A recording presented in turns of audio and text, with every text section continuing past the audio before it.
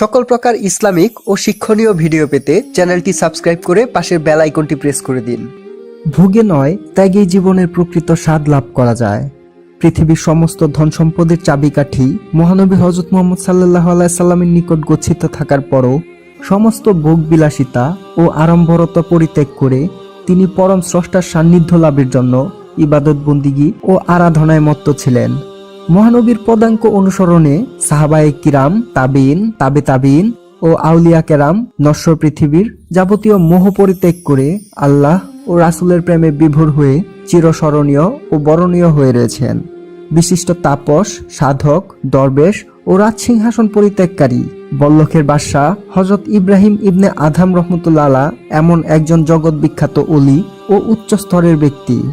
আফগানিস্তানের উত্তরে বলখ শহরে এ মহাসাধক 718 খ্রিস্টাব্দ জন্মগ্রহণ করেন। সম্ভ্রান্ত মুসলিম পরিবারে তার জন্ম। তার মাতা পিতা দুজনেই ছিলেন মহান ওলি। তার পিতার নাম হযরত আদহাম রহমতুল্লাহ আলাইহি এবং মাতা শাহজাদি হযরত গুলে জান্নাত রহমতুল্লাহ আলাইহি। আশিকে রাসূল হযরত ইব্রাহিম আদম রহমতুল্লাহ আলাইহির ব্যাপারে জানার আগে তার পিতা মহান ওলি হযরত আদহাম রহমতুল্লাহ আলাইহির ব্যাপারে সামান্য জেনে নেওয়া যাক। আফগানিস্তানের উত্তরে বলখ নামক একটি সমৃদ্ধশালী রাজ্য ছিল। আজ হতে প্রায় 1300 বছর পূর্বে এই রাজ্য পরিচালনা করতেন একজন খোদাভীরু ও প্রজাবৎসল রাজা। তার স্ত্রীও ছিল ধর্মপরায়ণা। এ রাজ্যেই হযরত ইব্রাহিম আদহাম রহমতুল্লাহ আলাইহির পিতা হযরত আদহাম রহমতুল্লাহ আলাইহি আল্লাহ ও রাসূলের প্রেমে বিভোর হয়ে গভীর অরণ্যে কঠোর রিয়াজত ও সাধনায় মত্ত ছিলেন। বনের পশুরা তাকে সম্মান ও সেবা করত। তিনি প্রিয় নবীজির পূর্ণ অনুসারী ছিলেন। একদা এই সাধকের প্রতি ডাক পড়ল নবীজির অন্যতম সুন্নত বিবাহ করার ব্যাপারে। হযরত আদহাম রহমতুল্লাহ আলাইহি স্বপ্নযুগে আদিষ্ট হলেন যে এক রাজকন্যার সাথে তার বিবাহের বন্দোবস্ত হয়েছে। তিনি যেন আল্লাহর উপর ভরসা করে প্রস্তুতি গ্রহণ করেন। তিনি বুঝতে পারলেন অবিবাহিত জীবনে নেক কাজের যা সওয়াব পাওয়া যায়, বিবাহিত জীবনে কৃত নেকির সওয়াব তার দ্বিগুণ পাওয়া যায়। স্বপ্নাদিষ্ট রাজকন্যা ছিলেন বলখের তৎকালীন বাদশার একমাত্র কন্যা হযরত গুলে জান্নাত রহমতুল্লাহ আলাইহি। স্বপ্নাদিষ্ট হওয়ার পর তিনি চিন্তিত হয়ে পড়লেন। এমন পরিস্থিতিতে একদিন বলখ নৃপতির রাজকন্যা গুলে জান্নাত তার নিয়ম অনুযায়ী প্রাসাদের অদূরে অবস্থিত বাগানে বেড়াতে বের হয়ে ফিরছিলেন। ওই রাস্তা দিয়ে সাধক হযরত আদহাম রহমতুল্লাহ আলাইহি বন হতে সংগৃহীত কাঠের বোঝা নিয়ে আসছিলেন। তিনি যখন শুনলেন এ রাস্তা দিয়ে রাজকন্যা আগমন করবেন এবং রাস্তা সাময়িকভাবে বন্ধ, তখন তিনি উৎসুক হয়ে রাজকন্যার হাওদা অর্থাৎ পালকি দেখার জন্য রাস্তার পাশে দাঁড়িয়ে রইলেন। ঝটিকা বাতাস রাজকন্যার হাওদার পর্দা উড়িয়ে দিলে খোদাভীরু ও ধর্মপরায়ণা রাজকন্যা হযরত আদহাম রহমতুল্লাহ আলাইহির কপালে বিচ্ছুরিত আল্লাহর জ্যোতির প্রতি দৃষ্টি দেন। অন্যদিকে হযরত আদহাম রহমতুল্লাহ আলাইহি এ ধর্মপরায়ণা মহিলার দিকে নজর দেন, কিন্তু নিজের অবস্থান চিন্তা করে রাজকন্যা পছন্দ হলেও তার সাথে বিবাহ বন্ধনে আবদ্ধ হওয়া কঠিন ভেবে স্থান ত্যাগ করে চলে গেলেন। এ রাতে তিনি স্বপ্নে বলকের বাদশার কন্যা গুলে জান্নাতের সাথে বিবাহের বিষয়ে পুনরায় আদিষ্ট হলেন। এমত অবস্থায় তিনি নিয়ম অনুসারে বন হতে কাঠ কেটে বাজারে বিক্রি করে সামান্য খেজুর ও রুটি ক্রয় করে বাকি টাকা মানুষের মাঝে দান করে শাহী দরবারে উপস্থিত হলেন। অনুমতি পেয়ে সরাসরি বাদশার নিকট পৌঁছে গেলেন। বাদশাহ হাদিয়া দিতে চাইলে তিনি তা নিতে অস্বীকার করে বলেন, আমি জানি আপনি কাউকে আপনার দরবার হতে খালি হাতে ফেরত দেন না। আমিও কারো নিকট কোনো সাহায্য চাই না।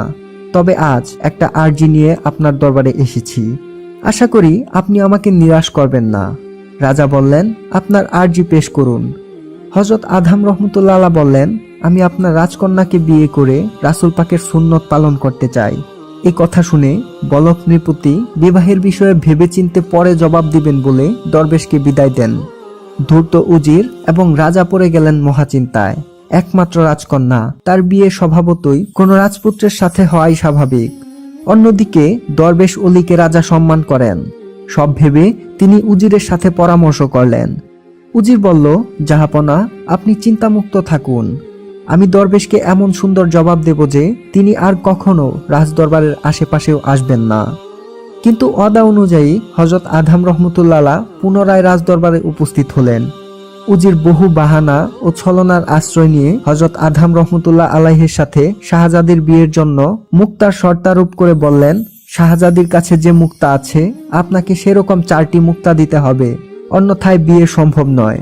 অন্যদিকে কোনো এক কারণে শাহজাদি উজিরকে বলে দিলেন, যদি কোনো ফকির দরবেশ বিয়ের প্রস্তাব নিয়ে আসেন তাহলে মুক্তা ছাড়াই তিনি বিয়ে করতে রাজি। কিন্তু তখন উজির মিথ্যা কথা বলে যে যিনি এসেছেন তিনি দরবেশ নয়।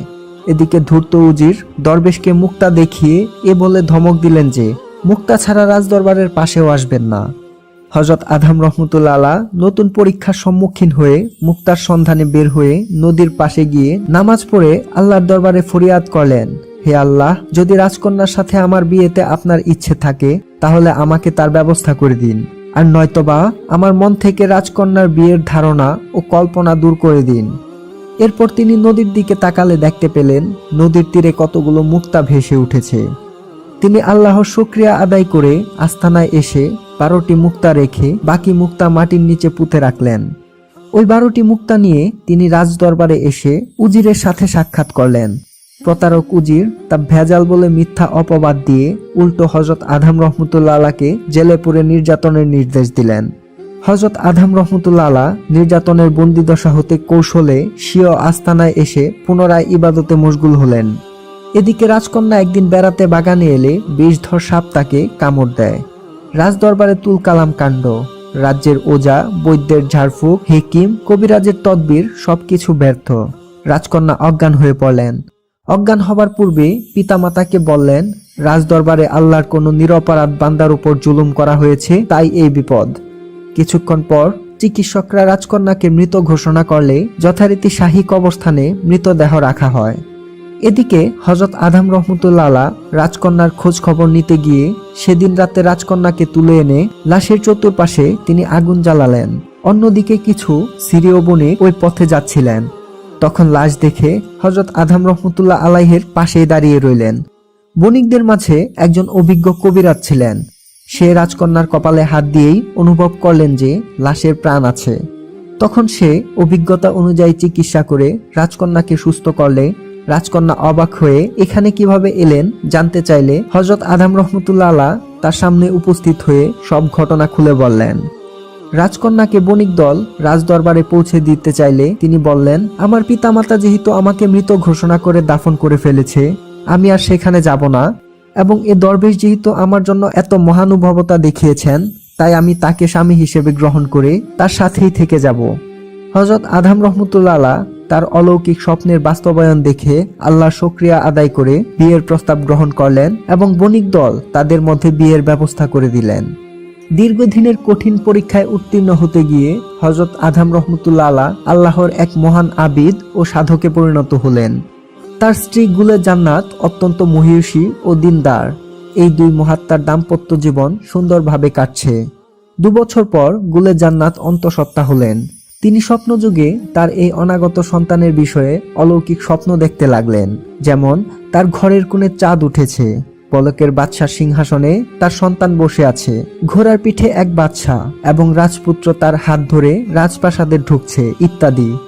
শেষ পর্যন্ত 718 খ্রিস্টাব্দ গুলে জান্নাতের ঘর আলোকিত করে হযরত ইব্রাহিম ইবনে আদম রহমতুল্লাহ আলাইহি জন্ম নিলেন। মাতা পিতা আদরের সন্তানকে প্রাথমিক শিক্ষা ও পবিত্র কোরআন মাজিদ শিক্ষা দিলেন।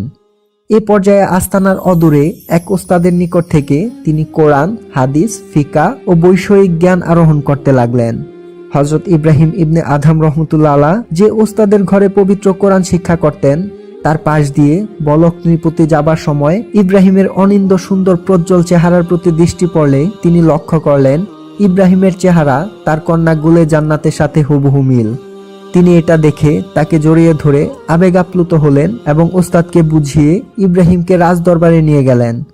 এদিকে হযরত আদম রহমতুল্লাহ আলাইহি নিজ সন্তানকে আনতে গিয়ে রাজদরবারে উপস্থিত হলে রাজা ও রানীর সাথে পরিচয় হয় এবং পুরো ঘটনা খুলে বললে তারা রাজকন্যা গুলে জান্নাত এখনো জীবিত আছেন এবং ইব্রাহিমই গুলে জান্নাতের সন্তান এটা জানতে পেরে প্রচন্ড খুশি হন। শেষ পর্যন্ত রাজকন্যা তার স্বামী আদম রহমতুল্লাহ আলাইহি এবং নাতি ইব্রাহিমকে রাজপ্রাসাদে নিয়ে আসলেন বাদশাহ। শ্বশুরের অনুরোধে কয়েকদিন রাজপ্রাসাদে অবস্থান করলেও হযরত আদম রহমতুল্লাহ আলাইহি বলক নৃপতিকে বুঝিয়ে পুনরায় বনবাসী হবার ইচ্ছা প্রকাশ করলেন। অন্যদিকে বলকের রাজা পুরো সিংহাসনের ভার হযরত আদম রহমতুল্লাহ আলাইহির হাতে অর্পণ করতে চাইলেন, কিন্তু দরবেশ আদম রহমতুল্লাহ আলাহ বললেন, আল্লাহ আমাকে এ কাজের জন্য সৃষ্টি করেননি, আমাকে বিদায় দিন। এ বলে তিনি বিদায় নিলেন। অন্যদিকে বলকের বাদশা রাজকন্যা ও দৈহিত্র ইব্রাহিমকে পেয়ে অত্যন্ত খুশি এবং দৈহিত্রের সাথে রাজ্য পরিচালনার বিষয়ে পরামর্শ করতে লাগলেন। হযরত ইব্রাহিম ইবনে আদমের যোগ্যতা, সততা ও অসাধারণত্ব লক্ষ্য করে বলক বাদশা তার রাজ্যের ভার দৈহিত্র ইব্রাহিমের উপর অর্পণ করলেন। হযরত ইব্রাহিম ইবনে আদম রহমতুল্লাহ আলাহ সিংহাসনে বসেই পুরো রাজ্যে সুশাসন প্রতিষ্ঠিত করেন। এভাবে 12 বছর রাজ্য পরিচালনা করেন। কিছুদিন পর তার নানাজি ইন্তেকাল করেন এবং পিতাও বিদায় নেন। এতে তিনি দুশ্চিন্তাগ্রস্ত হয়ে পড়েন। মাকবুলে জান্নাত ছেলেকে এক রূপসী ও মহিয়সী মহিলার সাথে বিবাহ দিলেন। এক সন্তানও জন্ম নিল। কিন্তু ইব্রাহিম ইবনে আদম রহমতুল্লাহ আলাহ পিতার পদাঙ্ক অনুসরণ করতে লাগলেন। একদা তিনি রাত্রিবেলায় স্ত্রীকে নিয়ে ঘুমাচ্ছিলেন। হঠাৎ ওই রাজপ্রাসাদের ছাদের উপর কারোর আওয়াজ শুনে ডাক দিলে জবাব আসলো। একজন বালক তার হারানো উট তালাশ করছে। তিনি বললেন, বোকা, রাজপ্রাসাদের ছাদে কি হারানো উট পাওয়া যায়? প্রত্যুত্তরে আওয়াজ এলো, ছাদের উপর উট পাওয়া না গেলে রাজপ্রাসাদে শুয়ে আল্লাহকে পাওয়া কঠিন। এ কথা শুনে তিনি চিন্তিত হয়ে পড়লেন, কারণ তিনি মনে মনে আল্লাহর প্রেমে অস্থির হয়ে থাকেন এবং আল্লাহকে পাওয়ার আশা করেন। ছাদ থেকে আসা আওয়াজে তিনি বুঝতে পারলেন এই আওয়াজই তার জন্য একটি নির্দেশ। আল্লাহকে পেতে হলে রাজপ্রাসাদ ও সিংহাসন ছাড়তে হবে। এই ভেবে তিনি সাথে সাথে রাজপ্রাসাদ ছেড়ে বেরিয়ে গেলেন এবং পিতার ন্যায় সংসার ত্যাগ করে নিরুদ্দেশ হয়ে পড়লেন। তিনি রাজসিংহাসন ত্যাগ করে দীর্ঘ রিয়াজাত, মুশাহাদা, মুরাকাবার মাধ্যমে বেলায়েতের উচ্চ আসনে আসীন হলেন। তিনি হযরত ইমাম আবু হানিফা রহমতুল্লাহ আলাইহির শাগরিদ, হানাফি মাযহাবের অনুসারী ও সুফি ছিলেন। আল্লাহর এই মহান ওলি নিরুদ্দেশ হবার পর একবার খানায় কাবায় পরিবার পরিজনের সাথে সাক্ষাতে তিনি নিজের সন্তানকে বুকে নিয়ে আদর করতে থাকেন। ঠিক তখনই গায়েবী আওয়াজ আসে, হে ইব্রাহিম, তুমি মিথ্যা বলেছিলে। আল্লাহ ছাড়া আর কারোর প্রতি তোমার কোনো প্রেম নেই, কিন্তু তোমার ছেলের প্রতি তোমার প্রেম রয়ে গিয়েছে। উক্ত আওয়াজের ফলস্বরূপ তিনি আল্লাহর কাছে তওবা করে নেন এবং এই মহানলির বুকেই তার প্রিয় সন্তানের মৃত্যু ঘটে। দীর্ঘদিন আল্লাহর প্রেমে মগ্ন থেকে 160 অথবা 61 হিজরি তথা 781 খ্রিস্টাব্দে তিনি ওফাতপ্রাপ্ত হন। একজন মানুষ নিজেকে কতটুকু কুরবানি করে আল্লাহর ওলি হয় তার অন্যতম বড় প্রমাণ হযরত ইব্রাহিম আদম রহমতুল্লাহ আলাহ। একটু ভেবে দেখুন, বাদশাহী জীবন ছেড়ে ছন্ন ছাড়া জীবনে এবং নিজের আপন ছেলেকে নিজের বুকেই কুরবান করে দেওয়া কত বড় আল্লাহর ওলির কাজ। বন্ধুরা, ভিডিওটি আপনাদের কেমন লাগলো আমাদের জানাতে ভুলবেন না। ভালো না লাগলে একটি ডিসলাইক আর ভালো লাগলে কমেন্ট ও শেয়ার করে আমাদের পাশে থাকবেন।